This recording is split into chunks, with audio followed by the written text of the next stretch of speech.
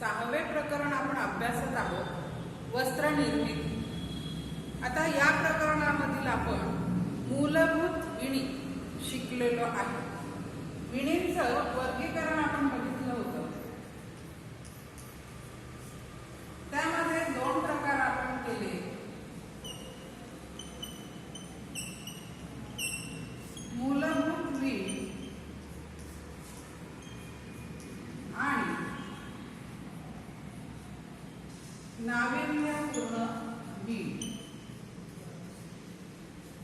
मूलभूत विण आणि नाविन्यपूर्ण विण असे विणींचे 2 प्रकार.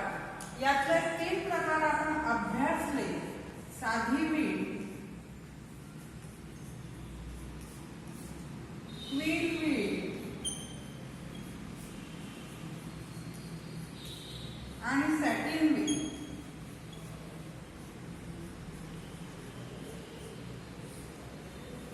साधी विण, ट्वीट विण आणि सॅटिन विण या 3 मूलभूत विणींचा अभ्यास आपण केलेला आहे. आता आपण बघणार आहोत नाविन्यपूर्ण विणी. नाविन्यपूर्ण विणींमध्ये फाईल विण विणताना धाग्यांचे 3 संच आपल्याला लागतात. त्याच्यामध्ये एक ताण्याचा संच, एक बाण्याचा संच आणि एक असतो ताण्या बाण्यांचा वेगळा संच. असे 3 संच आपल्याला फाईल विण विणायला लागतात. त्यानंतर या विणीमध्ये ठराविक अंतरावरती फासे असतात.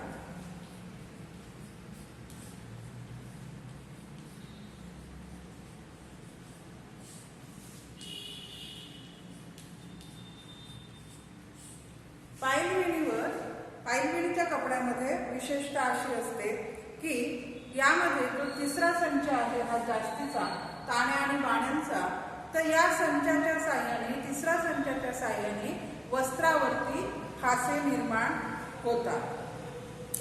आणि म्हणून हे फासे निर्माण झाल्यामुळे याचं 4थं वैशिष्ट्य असं आहे, याला लांबी, रुंदी आणि जाडी असते. या कपड्याला लांबी, रुंदी आणि जाडी सुद्धा असते. हे असं आणखीन एक वैशिष्ट्य. आणि हा कपडा मऊ, उबदार आणि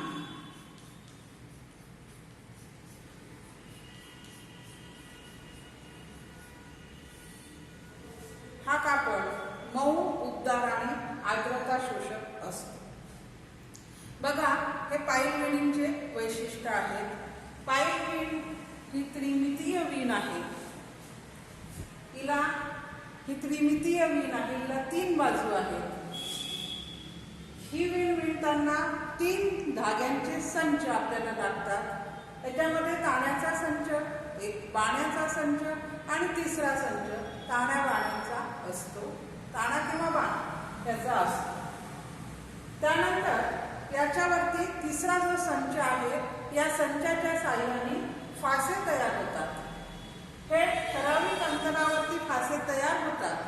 आणि ह्या फास्यांमुळे याचं 4थं वैशिष्ट्य की या वस्त्रामध्ये लांबी, रुंदी आणि जाडी असे 3 बाजू या कपड्यामध्ये दिसतात. 5वं वैशिष्ट्य, या विणीचं कापड मऊ, उबदार आणि आर्द्रता शोषक असते. तर हे झाले फाईल विणीचे वैशिष्ट्य. आता आपण बघू फाईल विणीचे 2 प्रकार.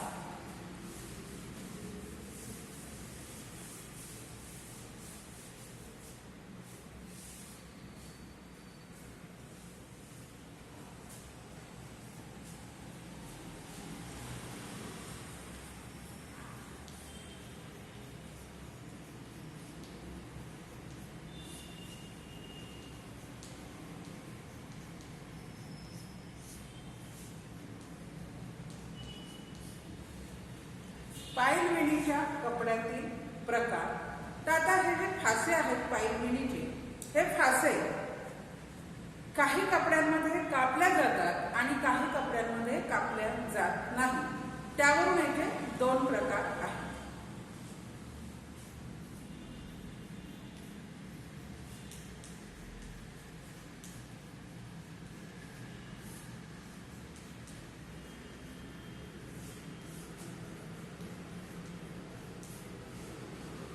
पहिल्या प्रकाराचा न कापलेली किंवा कापलेली आपण कोणते घेऊ शकतो. पहिला प्रकार कापलेली पाईल विण. तर कापलेली पाईल विण म्हणजे या वस्त्रामध्ये तिसऱ्या संचाच्या साहाय्याने जे फासे तयार होतात ते फासे सुरीच्या साहाय्याने कापल्या जातात. हे फासे या कपड्यामध्ये कापल्या जातात. वरचा त्याचे असे टोकं कापल्या गेल्यामुळे ते कापड असं त्याच्यावरती छोटे छोटे छोटे छोटे गवत उगवल्याप्रमाणे ते कापड आपल्याला दिसते. तर फासे जिथे कापल्या जातात ते म्हणजे कापलेले पाईल विण. याचं आपलं नेहमीचं उदाहरण म्हणजे कदाचित तुमच्या परिचयाचं उदाहरण म्हणजे वेलवेटचं कापड.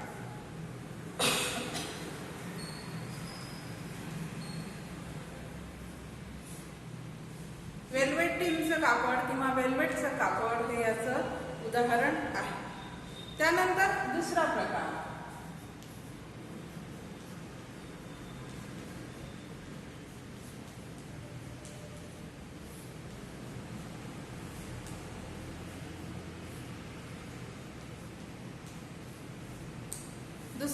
म्हणजे न कापलेली पाईल विण.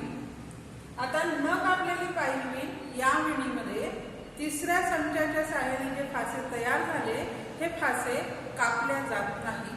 हे अखंड असतात. हे अखंड फासे असतात. हे कापल्या जात नाही. आणि या फास्यांमुळे हे कापड आर्द्रता शोषक बनते.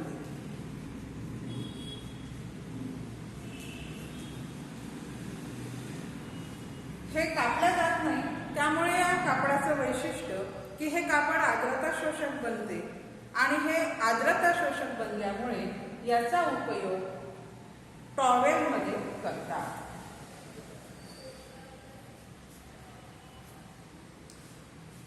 हे जे कापड आहे याला टेरी टॉवेल असंही म्हणतात. उदाहरण याचं आहे टेरी टॉवेल.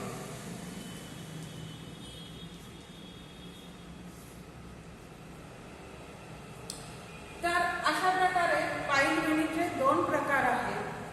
कापलेली पाईल विण आणि न कापलेली पाईल विण. कापलेली पाईल विण ही मऊ असते. त्याचे फासे कापल्या जातात त्याच्यामुळे ती आपल्याला स्पर्शाला मऊ लागते. आणि वेल्वेटिंग सारखे कपडे त्यापासून तयार होतात. न कापलेली पाईल विण याच्यामध्ये फासे जे आहेत हे अखंड राहतात. आणि अखंड फासे असल्यामुळे या कपड्याची आर्द्रता शोषकता वाढते. आणि आर्द्रता शोषकता वाढते त्यामुळे याचा उपयोग आपण टॉवेलमध्ये वगैरे करतो. याचे उदाहरण म्हणजे टेरी टॉवेल किंवा जमिनीवरचे आच्छादन.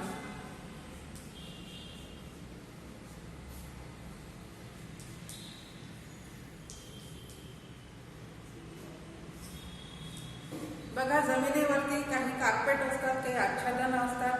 त्यामध्ये सुद्धा तुम्हाला ही न कापलेली पाईल विण दिसून येते.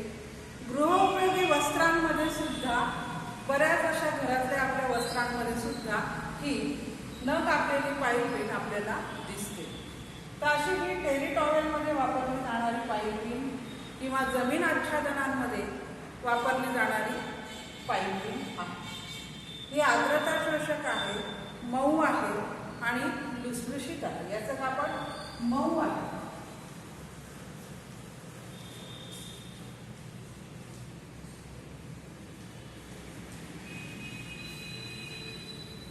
या विणीचं कापड मऊ आहे, आर्द्रता शोषक आहे आणि लुसलुशीत आहे. आणि या विणीचं कापड सुद्धा मऊ आहे. तर अशा प्रकारे पाईल विणीमध्ये हे दोन प्रकार आहेत. हे झाले आपले पाईल विणीचे वैशिष्ट्य आणि पाईल विणीचे प्रकार. आता या प्रकारानुसार आपण पाईपलाईन या दोघांमध्ये फरक करू शकतो.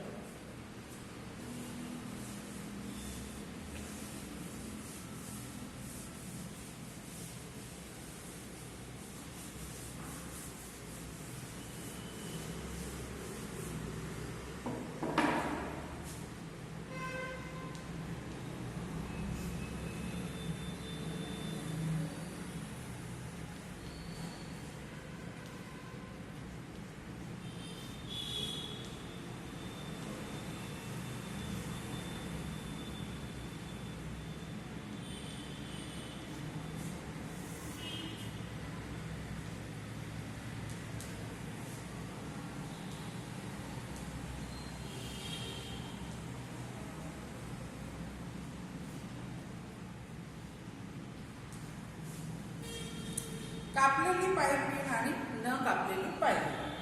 तर आता बघा, कापलेल्या पाईपलाईनमध्ये फासे कापलेले असतात. तर हे इथे शॉर्टमध्ये मी लिहिते, तुम्ही वाक्य लिहायचे, फासे कापलेले असतात. आणि न कापलेल्या पाईपलाईनमध्ये फासे कापले जात नाही.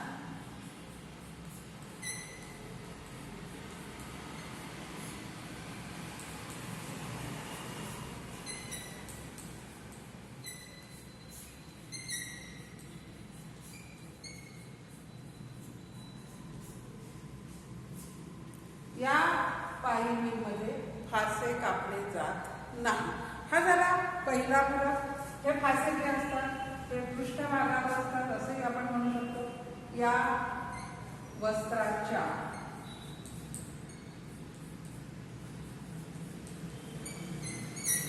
पृष्ठभागावरील फासे कापले जात नाही. आणि इथे पृष्ठभागावरील फासे कापले जातात किंवा कापलेले असतात. हा झाला आपला पहिला फरक.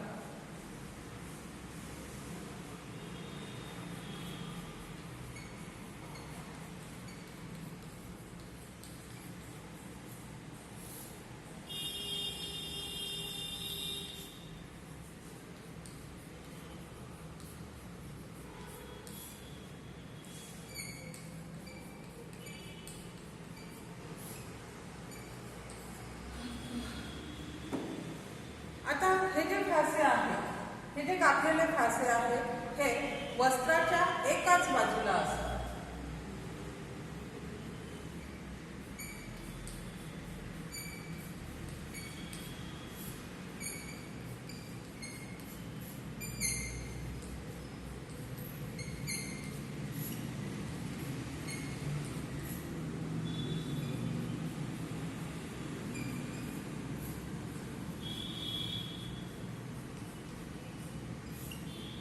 आणि न कापलेली जी पाईल आहे यामध्ये जे फासे आहेत ते कापडाच्या दोन्ही बाजूला असतात.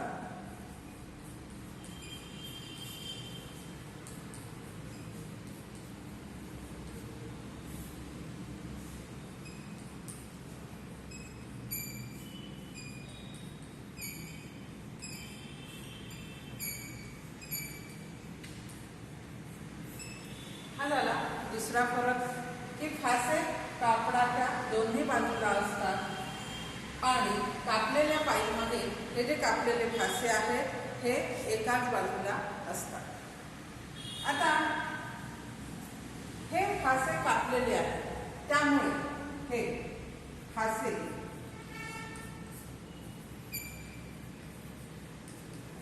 अडकत नाही किंवा तुटत नाही.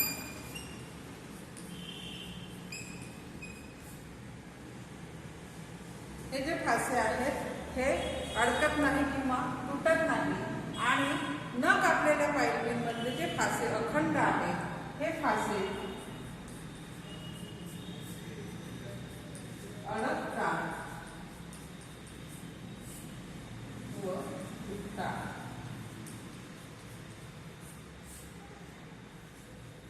हे फासे अडकतात किंवा तुटतात। आता ह्याचं जे कापड आहे हे मऊ व सुंदर दिसते।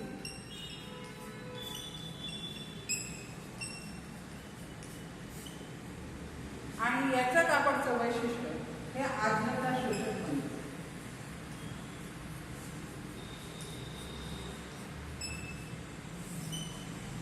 हे याचं आणखीन एक वैशिष्ट्य पहा। हा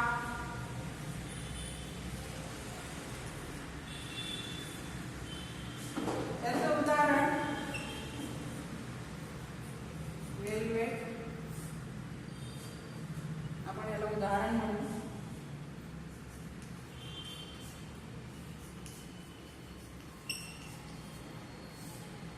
आणि याचं उदाहरण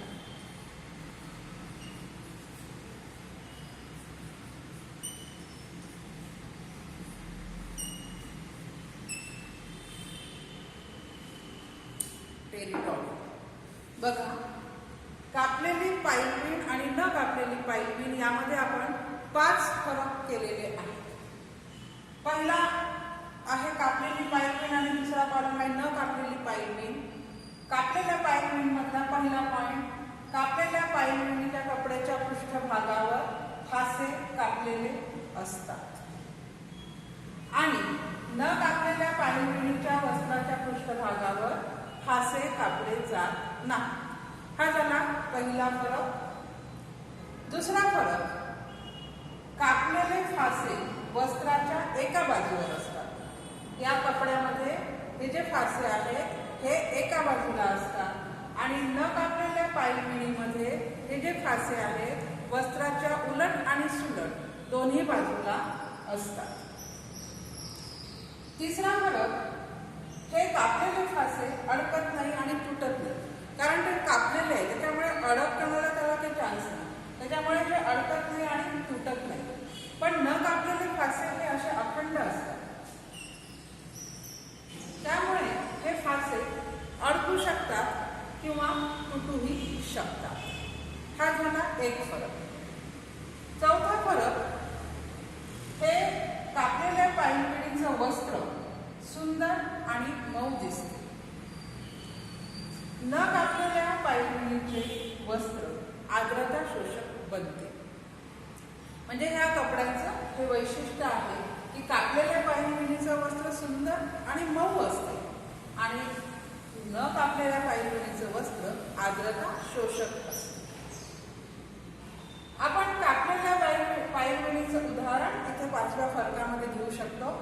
हे वेलवेट किंवा वेलवेटिन हे याचं उदाहरण आणि न कापलेल्या पाईपवीणीचं उदाहरण टेरिटॉरी। तर अशा पद्धतीने नाविन्यपूर्ण विणीमधली ही झाली पहिली वीण, पाईपवीण, जिच्या वैशिष्ट्यांमध्ये आहे की या ही वीण त्रिमितीय वीण आहे। या विणीला लांबी, रुंदी आणि जाडी असते। ही वीण विणायला 3 धाग्यांचे संच लागतात। एक संच ताण्याचा, एक संच बाण्याचा आणि एक तिसरा संच ताण्याचा किंवा बाण्याचा असा इथे असतो। याचं विशेष वैशिष्ट्य म्हणजे या विणीवरती फासे निर्माण होतात। या विणीमध्ये फासे निर्माण होतात। प्रत्येक विणीचं एक वैशिष्ट्य आहे। जसं ट्विल विणीमध्ये तिरप्या रेषा निर्माण होतात, साध्या विणीमध्ये अगदी साधं वस्त्र निर्माण होते जे उलट आणि सुलट बाजूला सारखं दिसते। सॅटिन विणीमध्ये तरंग असल्यामुळे वस्त्र चमकदार दिसते, मऊ, स्पर्शाला मऊ असते, गुळगुळीतपणा असतो, मऊपेक्षा त्याच्यामध्ये गुळगुळीतपणा असतो। हे जसं त्या विणीचं वैशिष्ट्य आहे तसं त्या पाईल विणीचं वैशिष्ट्य आहे की पाईल विणीचं कापड पाईल विणीच्या कपड्यावरती किंवा पाईल विणीमध्ये तिसरा जो संच आहे या संचाच्या साह्याने फासे तयार केले जातात। आता हे जे फासे असतात या फासे ठराविक अंतरावर तयार केलेले असतात आणि या फाशांमुळे हे कापडाला लांबी, रुंदी आणि जाडी प्राप्त होते. जाडी प्राप्त होणारी ही एक वीण आहे. बाकीच्या सहसा सगळ्या विणींमध्ये कपड्याला जाडी मिळत नाही, लांबी आणि रुंदी असते. हे कापड, ही वीण मात्र वस्त्राला जाडी निर्माण करते आणि हे कापड, पायविणीचं कापड मऊ, आर्द्रता शोषक असते आणि उबदार सुद्धा असते. बघा, आपल्या घरामध्ये टॉवेलमध्ये, ज्याला आपण टर्किश टॉवेल असा शब्द सामान्य भाषेमध्ये वापरतो, हा टर्किश टॉवेल जर तुम्ही बारकाईने जरा पहा, तुमच्या लक्षात येईल की यांच्यावरती अखंड फासे आहेत. याचा अर्थ तो पाईल विणीने विणलेला आहे आणि ती पाईल आहे न कापलेली पाईल विण. तर न कापलेल्या पाईल विणीचं उदाहरण बहुधा आपल्या घरांमध्ये आहे. या कपड्यामध्ये अखंड असे फासे असतात आणि या फास्यांमुळे आर्द्रता शोषकता निर्माण होते. या टॉवेल्सला टेरी टॉवेल असं म्हणतात. टर्किश टॉवेल असं आपण सामान्यपणे याला म्हणतो. आणि ही जी कापलेली पाईल विण आहे, याचे दोन प्रकार आहेत. एका पाईल विणीमध्ये फासे कापले जातात आणि एका पाईल विणीमध्ये फासे असे अखंड ठेवतात. आपल्या टॉवेलवर जर तुम्ही फासे पाहिले तर हे असे अखंड दिसतात. तर हे जे आहे कापलेलं पाईल विण, याचंही वस्त्र बरेचदा तुमच्या पाहण्यात आलं असेल. वेल्वेट किंवा वेल्वेटिंगचे वस्त्र जे असतात ते याचं उदाहरण आहे. याचे वस्त्र गृह उपयोगामध्ये बरेचदा वापरलेले असतात. सोफ्याचे कव्हर्स किंवा इतर काही घरामधल्या कपड्यांमध्ये आपल्याला कापलेली पाईल विणीचं कापड दिसून येते.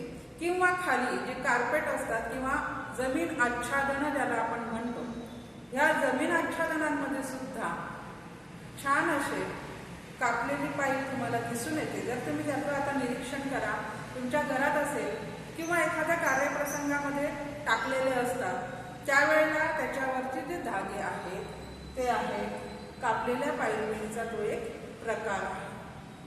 तर अशा पद्धतीने आपली कापलेली पाईल विण आता संपली. यानंतर आपण पुढच्या व्हिडिओमध्ये लिनो गॉज विण, जो तिसरा प्रकार आहे लिनो गॉज विणीचा, तो आपण बघणार आहोत.